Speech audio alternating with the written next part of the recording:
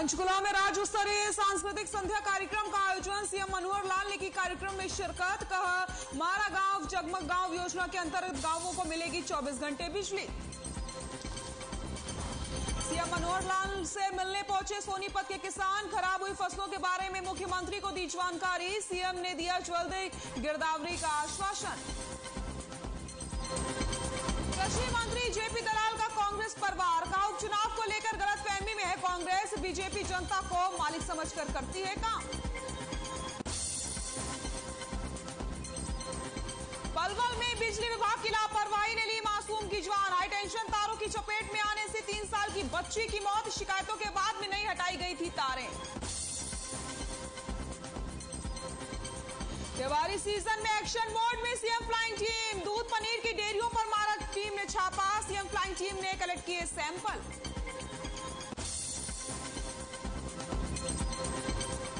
नूह में ऑटो और टैंकर में हुई टक्कर। हादसे में एक ही परिवार के 3 लोगों सहित 6 लोगों की मौत। 3 लोगों की हालत नाजुक।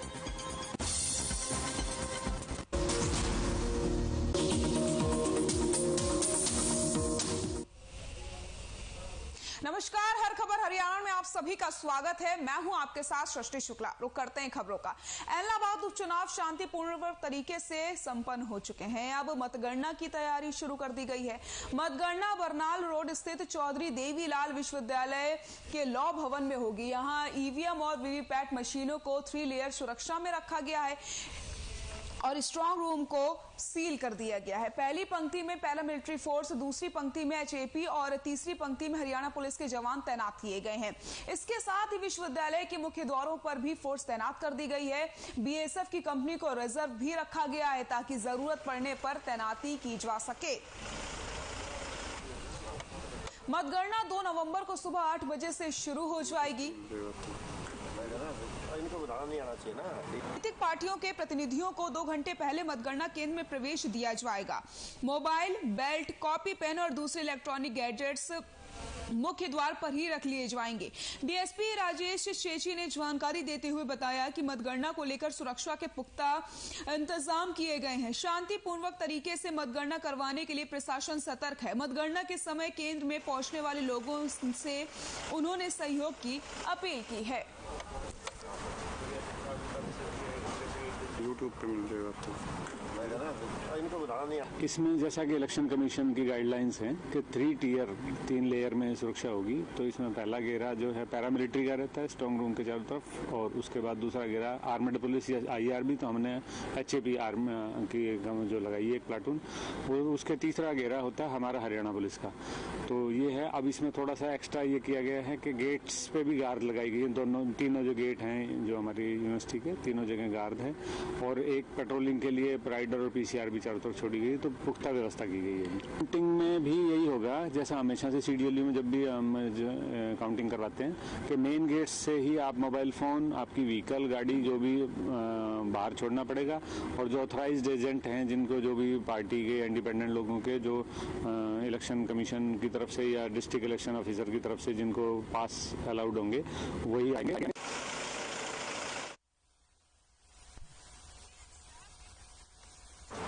सरकार ने बड़ा फैसला ले लिया है। दरअसल सरकार की ओर से गाइडलाइंस जारी कर दी गई हैं, जिसके मुताबिक हरियाणा के 14 एनसीआर के जिलों में पटाखों की बिक्री और फोड़ने पर बैन लगा दिया गया है, जिसमें फरीदाबाद, गुरुग्राम, भिवानी और चरखी दादरी समेत 14 जिले शामिल हैं। यानी इन जिलों में पटाखों की बिक्री और जलाने पर रोक रहेगी।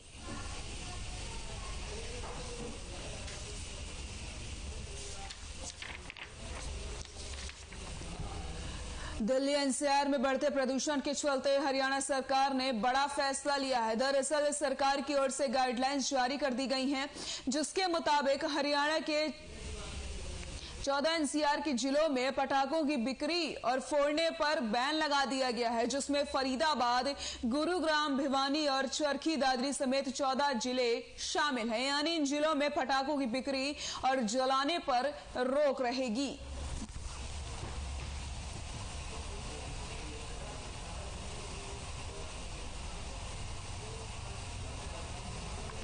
पंचकुला में हरियाणा दिवस की पूर्व संध्या के मौके पर कार्यक्रम का आयोजन किया गया। पंचकुला के सेक्टर 5 स्थित इंद्रधनुष ऑडिटोरियम में आजादी के अमृत महोत्सव की श्रृंखला में राज्य स्तरीय सांस्कृतिक कार्यक्रम किया गया, जिसमें मुख्यमंत्री मनोहर लाल ने बतौर मुख्य अतिथि शिरकत की। सीएम समेत कार्यक्रम में हरियाणा विधानसभा स्पीकर ज्ञान चंद्र गुप्ता भी कार्यक्रम में उपस्थित रहे। पंचकुला में हरियाणा दिवस की पूर्व संध्या के मौके पर कार्यक्रम का आयोजन हुआ। पंचकुला के सेक्टर 5 स्थित इंद्रधनुष ऑडिटोरियम में आजादी के अमृत महोत्सव की श्रृंखला में राज्य स्तरीय सांस्कृतिक कार्यक्रम किया गया।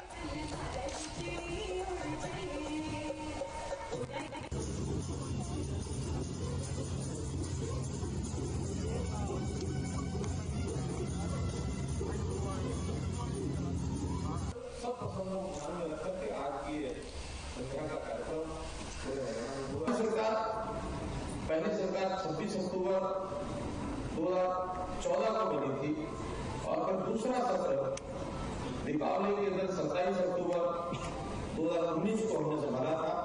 तो 5 और 2 7 वर्ष का ये कार्यकाल, ये भी 3 दिन पहले हमारा पूरा हुआ। 8वें वर्ष में हमने प्रवेश किया।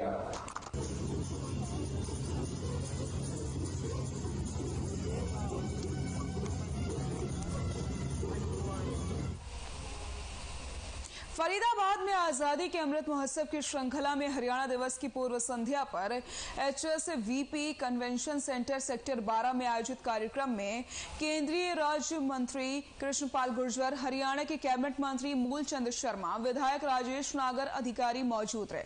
वहीं दीप प्रज्वलित करके वंदे मातरम और देशभक्ति के गीतों के साथ कार्यक्रम की शुरुआत की गई।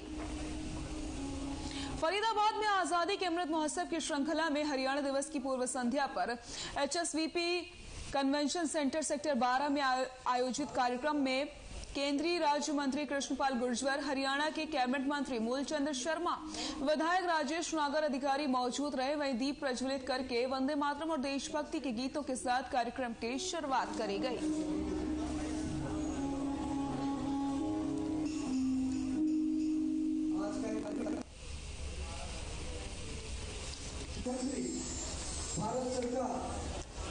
राज्य स्तरीय सांस्कृतिक कार्यक्रम का आयोजन किया गया। केंद्रीय राज्य मंत्री कृष्णपाल गुर्जर मौके पर मौजूद रहे। फरीदाबाद में आजादी के अमृत महोत्सव की श्रृंखला में हरियाणा दिवस की पूर्व संध्या पर HSVP कन्वेंशन सेंटर सेक्टर 12 में कार्यक्रम का आयोजन हुआ। भारत सरकार को एकता और अखंडता के लिए हमेशा अपना जीवन समर्पित किया और तो और हजारों लोगों को भारतीय एकता, राष्ट्रीय प्रेम से जोड़ा।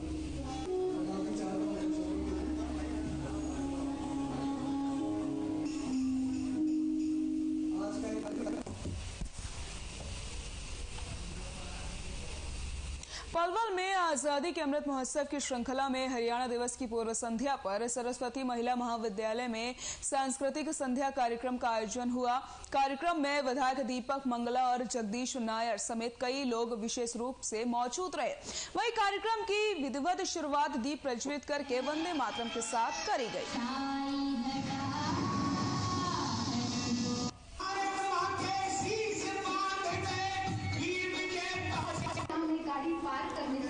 हो जाते हैं आप सभी।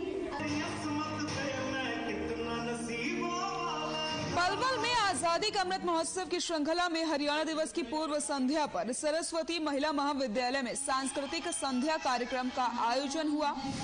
कार्यक्रम में विधायक दीपक मंगला और जगदीश नायर समेत कई लोग विशेष रूप से मौजूद रहे। वहीं कार्यक्रम की विधिवत शुरुआत दीप प्रज्वलित करके वंदे मातरम के साथ करी गई। जो जन कल्याणकारी नीति है,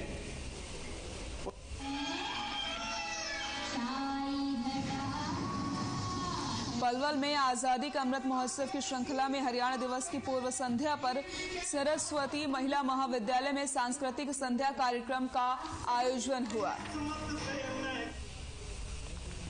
हरियाणा दिवस की पूर्व संध्या पर आजादी अमृत महोत्सव श्रृंखला में रेवाड़ी के शिव चौक स्थित बाल भवन में सांस्कृतिक कार्यक्रम का आयोजन हुआ, जिसमें कोसली से विधायक लक्ष्मण यादव व डीसी यशेंद्र सिंह उपस्थित रहे।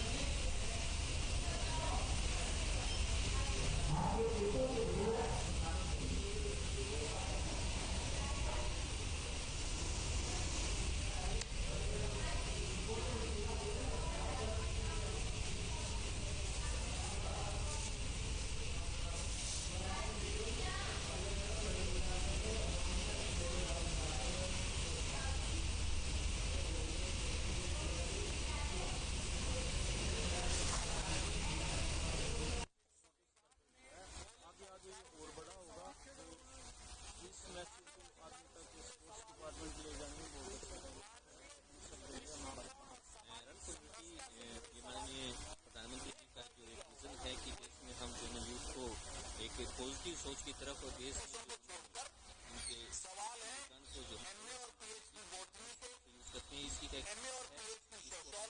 आजादी का 75वां जो हमारा सत्ता जो मार्च में चलेगा उसी का एक पार्ट है। इसका प्रोग्राम किया गया उसके बाद पर ये जनरल कमेटी का कार्यक्रम किया गया। लगभग एमएससी मैथमेटिक्स 200 सवाल प्रोटोकॉल जो फॉलो करते हुए ये आयोजन किया गया। इससे आप देखते हैं कि बच्चों में कितना उत्साह है।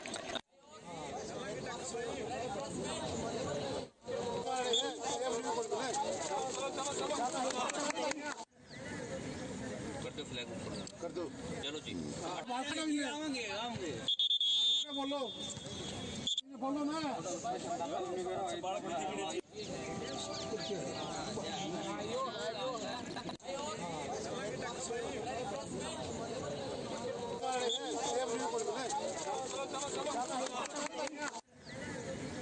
कर दो फ्लैग कर दो, चलो जी बोलो बोलो ना।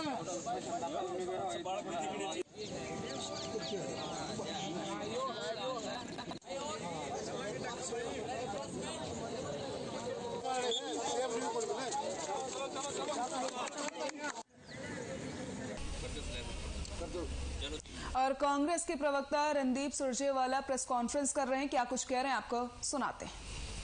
इन्हें ओएमआर शीट खाली मिली, क्यों? ऐसे सवाल पूछेंगे तो जिसे पास करना वो खाली छोड़ाएगा, बाद में आप उसे टिक करते रहिए। ये एक षड्यंत्र है। ये दुर्भाग्य है इस प्रदेश का कि आज जब हरियाणा 55 साल का हो गया है तो हरियाणा के युवाओं से ऐसा क्रूर, ऐसा जुल्म और ऐसा अपराध उनके साथ किया जा रहा है। हमारी ये मांग है कि सीधे सीधे मुख्यमंत्री जी आज जिम्मेवारी लें। वो एक सम्मानित बुजुर्ग हैं हमारे, उन्हें आगे बढ़कर जिम्मेवारी लेनी चाहिए और ऐसे कर्मचारी चयन आयोग को जो बेवकूफाना, बेतुकी भरे, जो विषय से ना जुड़े हुए, कभी डंगरों से जुड़े हुए और कभी एमएससी बोटनी से जुड़े हुए, जियोलॉजी और सोशियोलॉजी से जुड़े हुए, अमेरिका, रशिया, इंटरपोल, डब्ल्यूटीओ से जुड़े हुए ऐसे सवाल अगर आप पुलिस कांस्टेबल से पूछेंगे तो फिर किस प्रकार से बच्चों का गुण और दोष उसकी जांच हो पाएगी। हमारी ये मांग है कि ऐसे कमीशन को बर्खास्त ही कर दिया जाना चाहिए। कोई भी सवाल आप पूछना चाहें तो स्वागत है।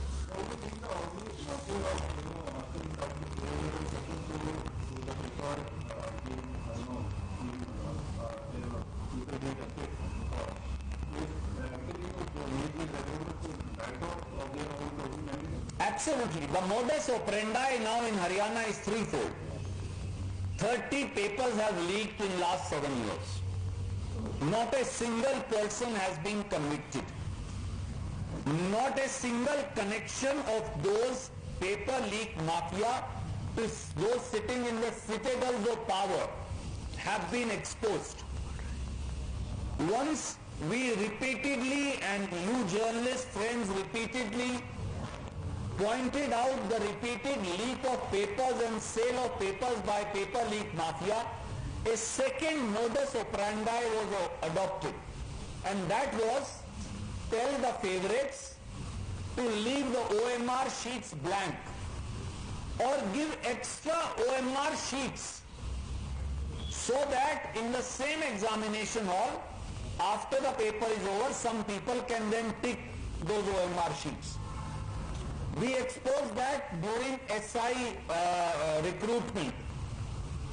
And may I point out to you that those 3 centers of the sub-inspector mail that I had pointed out, government proceeded to cancel the exams. 550 of those students that were retested, 43 of them have become SIs in the final list. How? The reason was obvious. Every 12th person who was given a second chance has been now selected as an SI. Now the third modus operandi is being adopted. Ask questions of a nature that have no connection to either the exam or the capacity or the capability of the child. Tell me, can any one of you answer any one of these questions? Forget about it. You are one among the most literate, most capable, most aware people in this state. Can anybody who is watching this program, can anybody answer this question?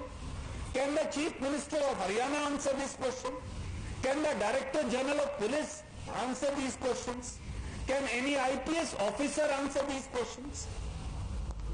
The modus operandi is clear. It's a cruel joke being played by a fraudulent government attempting to dupe people of Haryana and youth of Haryana.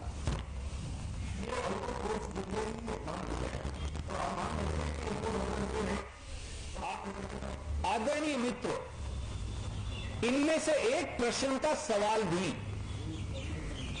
मैं चुनौती देता हूं आपके माध्यम से। आप होंगे invigilator, जो पत्रकार मित्र हैं, मुख्यमंत्री जी, उनका मंत्रिमंडल, वो बैठ जाए, आप उनको यही पेपर दे दीजिए। अगर वो इनमें से 30% सवालों का जवाब दे दें तो मैं मेरे सारे चार्जेस वापस लेता हूं। पर आपकी दक्षता में, आपकी देखरेख में सवाल हो, ताकि वो बाद में OMR सीट टिक ना करवा लें। क्या हरियाणा के director general of police, Haryana का कोई IPS ऑफिसर, आपका कोई पत्रकार या एडिटर इन सवालों का जवाब दे सकता है? मैं एक सवाल आपको फिर पढ़कर सुनाता हूं। आप क्या इस प्रकार के सवाल पूछकर, if the female parent bears bisexual flowers, removal of anthers from the flower bud before the anther dehisces using a pair of forceps is necessary.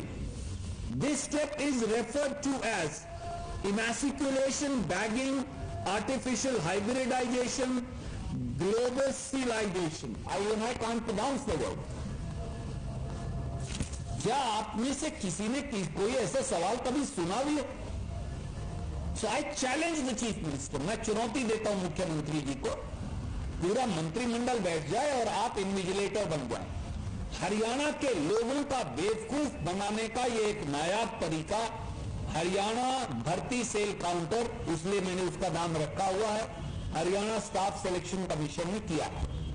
और ऐसे कमीशन को बर्खास्त कर नए सिरे से इस पूरी प्रक्रिया को देखने की आवश्यकता है।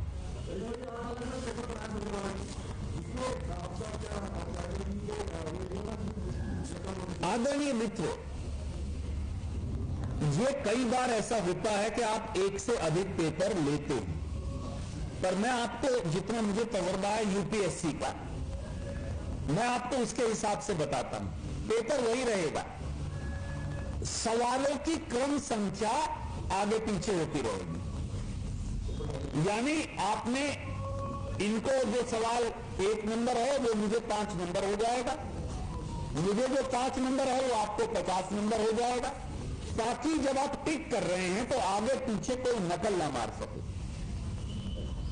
परंतु 8 अलग अलग पेपर अगर आप एक दिन में पूछेंगे, ये मेरे को नहीं मालूम, ये मेरे को सब बच्चे जो हैं हमारे युवा वो मुझे भेजते, उन्होंने एक एक करके भेजे, तो पता चला कि 4 पेपर अलग अलग सुबह हुए, 4 अलग अलग शाम को हुए। इनको आप इक्वलाइज कैसे करेंगे? आप एक बार इतने सारे चैनल यहां हैं, आप मुझे बताइए इन अलग अलग चैनल से अगर हम अलग अलग सवाल पूछें तो एक जवाब कैसे दे पाएंगे, और उनका इकट्ठा मापदंड क्या होगा? ये बात है। आप कुछ पूछें। जी नहीं लिखा, जी बिल्कुल आपकी बात वाजिब है, मुझे बोलना चाहिए।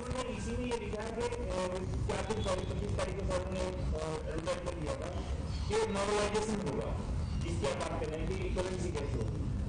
अब पहले तो एक शिफ्ट में क्वेश्चन पेपर एक ही होता था और वो क्वेश्चन नंबर आगे पीछे हो जाते, लेकिन एक ही शिफ्ट में क्या, फिर एक ही शिफ्ट में क्या, तो तीनों में 12 पेपर लगभग हो जाते हैं। 12 जी 12 पेपर पर नॉर्मलाइजेशन तो था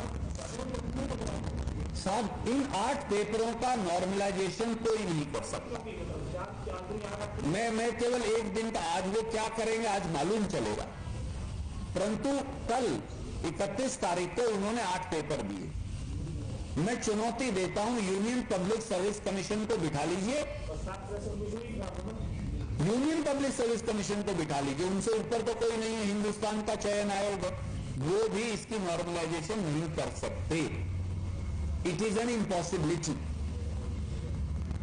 और board of school education Haryana में 10वीं और 12वीं, मैंने भी माफ कीजिए, मैंने भी 10वीं और 12वीं हरियाणा बोर्ड से की है। मैं 100 रुपये का चेक देता हूं हर उस मंत्री और मुख्यमंत्री को जो यहां सवाल, इनमें से 30 पैसे सवालों का जवाब दे दे, तो बच्चे कहां से देंगे? राकेश तो रणदीप सुरजेवाला को आप सुन रहे थे, उन्होंने सरकार पर तंज कसा है कि युवाओं के भविष्य को खराब किया जा रहा है, युवाओं के भविष्य के बारे में बिल्कुल नहीं सोचा जा रहा है। इसके साथ ही उन्होंने विशेष पत्रकार वार्ता का आयोजन किया है, जिसमें पत्रकारों के सवालों का भी वो जवाब देते नजर आए हैं। अब रुक कर लेते हैं खबरों का। कुरुक्षेत्र पुलिस द्वारा जिले में 2 नवंबर तक चलने वाली पुरुष सिपाही की लिखित परीक्षा के लिए पुख्ता इंतजाम कर दिए गए हैं। इस दौरान शहर में भारी वाहनों की एंट्री बंद कर दी गई है। 2 नवंबर को पुरुष पुलिस सिपाही की लिखित परीक्षा शहर के विभिन्न परीक्षा केंद्रों पर होनी है। पुलिस अधीक्षक कुरुक्षेत्र द्वारा इस परीक्षा के संबंध में जारी आदेश अनुसार परीक्षा केंद्रों के आसपास पुलिस जवानों की ड्यूटी भी लगाई गई है।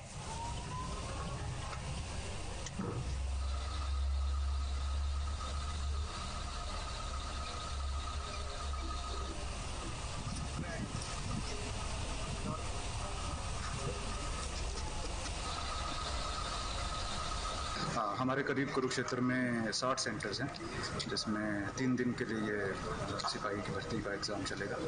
और सुबह से सारे अफसर, हमारे सारे मुलाजिम काफ़ी सख्ती से इसमें अच्छी चेकिंग करते हुए, अच्छा लॉ एंड ऑर्डर मेंटेन करते हुए हम ये परीक्षा को संपन्न करवाएंगे, पूर्ण करवाएंगे।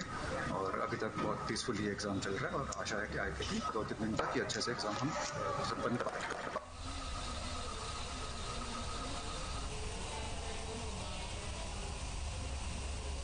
हरियाणा के कृषि मंत्री जेपी दलाल ने अपने आवास पर जनता दरबार लगाकर लोगों की समस्याएं सुनी। लोगों ने अपनी समस्याओं को उनके सामने रखा। साथ ही साथ जेपी दलाल ने कई समस्याओं का समाधान तुरंत ही कर दिया। तो कई समस्याओं को सुलझाने के आदेश अधिकारियों को दे दिए हैं। इस दौरान कृषि मंत्री ने कांग्रेस पर निशाना साधते हुए कहा कि कांग्रेस गलतफहमी ना पाले, लोग बीजेपी से नाराज होकर उन्हें वोट नहीं देंगे। उन्होंने कहा कि बीजेपी ऐसा काम नहीं करती है कि लोगों को डूबते जहाज यानी कि कांग्रेस की तरफ देखना पड़े। साथ ही कहा कि हरियाणा का किसान जागरूक है, जिसने सरकार के पराली प्रबंधन का फायदा उठाया और पराली जलाना बंद कर दिया। कृषि मंत्री ने धनाना गांव में बार बार टूटी माइनर पर सिंचाई विभाग के अधिकारियों को फटकार भी लगाई। साथ ही साथ एक सप्ताह में धान की फसल में खड़े हुए पानी को निकालने की सख्त निर्देश दिए हैं और कहा कि सिंचाई विभाग के किसी अधिकारी या कर्मचारी की लापरवाही से किसान का नुकसान हुआ होगा तो वो किसान के नुकसान की भरपाई के लिए बाध्य होगा। हरियाणा सरकार ने पराली प्रबंधन के लिए बहुत सारी योजनाएं बनाई है। हमने पराली कंज्यूम हो उसके लिए यूनिट लगवाई हैं, गैस के प्लांट लगवाए हैं, पावर के प्लांट लगवाए हैं। इंडियन ऑयल ने एथेनॉल का प्लांट भी लगाया है जो चालू हो जाएगा। 3-4 जनों की पराली तो वो अकेला ही कंज्यूम कर लेगा। और जो बेलर दिए हैं, कल ही मैं आया था चंडीगढ़ से, यहाँ पर रास्ते में देखता आया हर जगह हर खेत में गांठ बना रखी है और किसान भाइयों को समझ में आ गया कि भाई जो पराली से उसको आमदनी भी हो सकती है और 1000 रुपये प्रति एकड़ के हिसाब से सरकार देती है। पराली उसकी बिकती भी है और उसको ये भी पता है कि जो पराली में अगर आग लगाते हैं तो जो मित्र जीव हैं वो मर जाते हैं, धरती की उर्वरा शक्ति कम हो जाती है।